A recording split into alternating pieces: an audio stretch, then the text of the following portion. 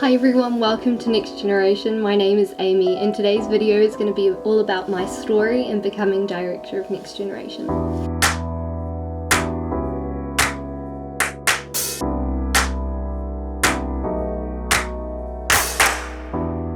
I guess it all really started in my family, as most things do start. I am very privileged and blessed to live in a family, to be raised in a family who are very Catholic, and I have 6 younger siblings, and we're always taught, we're pro-life and Catholic and everything.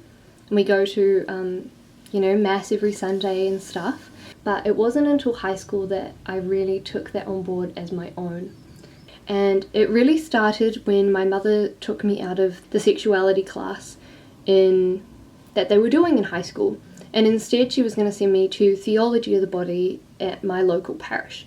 But before I went to the theology of the body, because the date was a bit later on, before I went there, even though I was pulled out of that sexuality class, during lunchtime, during breaks, after school kind of things, the students would talk and I would be sitting with my friends and they would start to talk about the topics that they were learning. And so I had lots of questions, as they did too.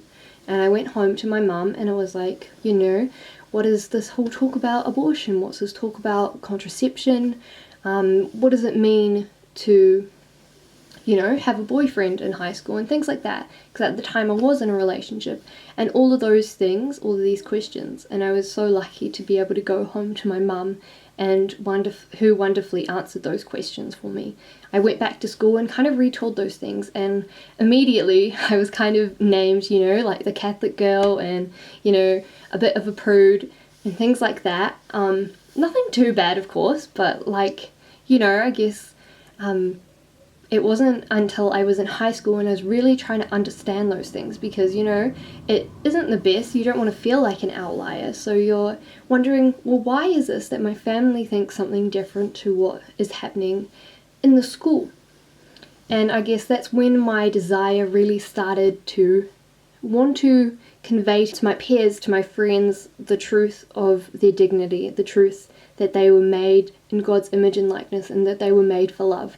This is, bear in mind, before I even went to theology of the body. When I came back from theology of the body, I was even more enthused, and I was like, I wish that all of my year level could just come to this theology of the body, could watch these videos, could hear these speakers, because honestly, it was so life-changing for me to understand that the feeling of being an outlier in school wasn't actually the case, that what the Catholic Church teaches on sexuality is something so beautiful. After going to theology of the body, it made me realize that I wanted to share the truth about our identity and the questions that so many of my peers were asking in high school. There is actually a way to answer those, and there were also answers to my questions. So it wasn't just about what my friends were asking, it was about what I was asking as well. And so it was a real blessing for me to be able to have those answers.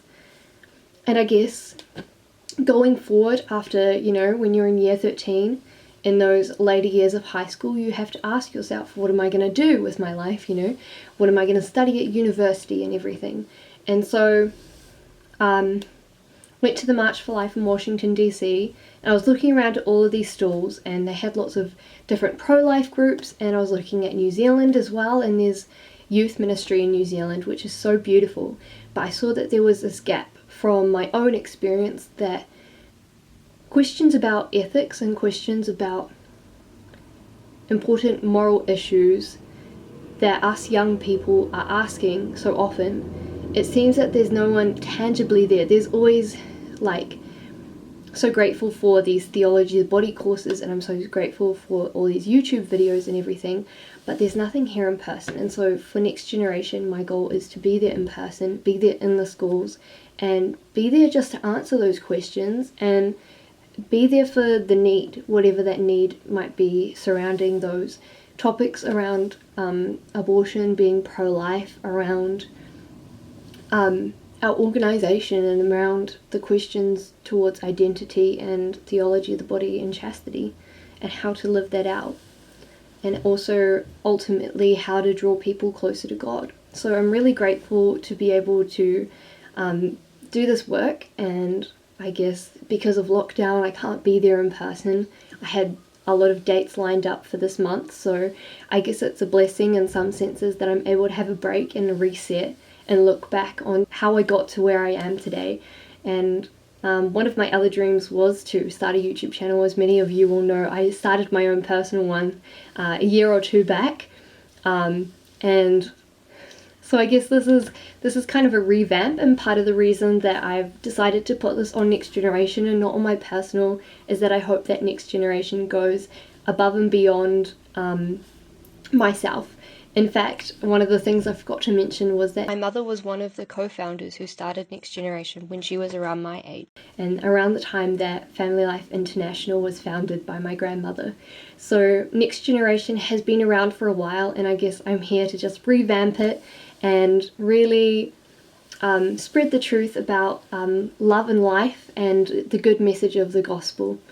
And I just really hope that this inspires you guys and helps you realize that you're not alone in this fight for life, this fight for chastity, this fight for purity, this fight for, you know, for heaven, for sainthood, and the struggles that come along with this journey. So I hope that this is inspiring for you guys, but also a source of communication for some of these issues that are also personal to New Zealand or personal to myself, personal to our day and age today. So God bless you all, and like and subscribe if you'd like.